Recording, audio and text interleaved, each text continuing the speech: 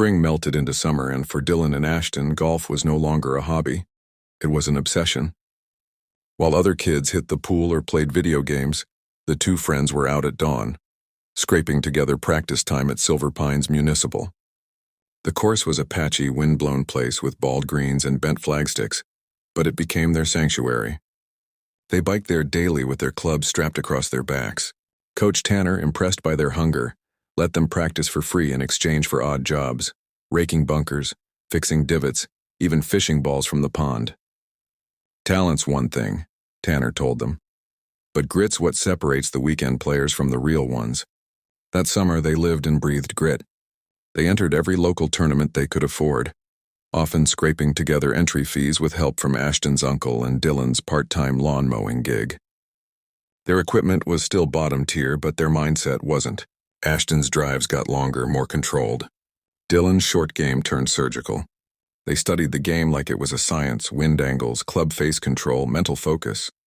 They recorded each other's swings and broke them down frame by frame.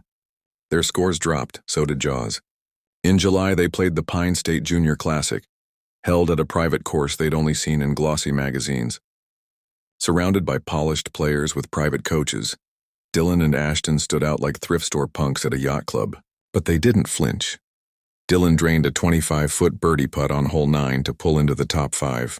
Ashton eagled the par 5 14th with a monster drive and a fearless fairway wood that hugged a lake's edge. By day's end, they tied for second again, but this time they left with more than a medal. They left with attention.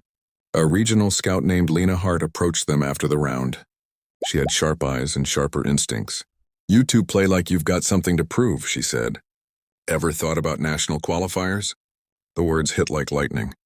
Back home that night, they sat on Dylan's porch, tournament ribbons scattered between pizza boxes and practice notes. "National qualifiers," Dylan whispered. "That's another level."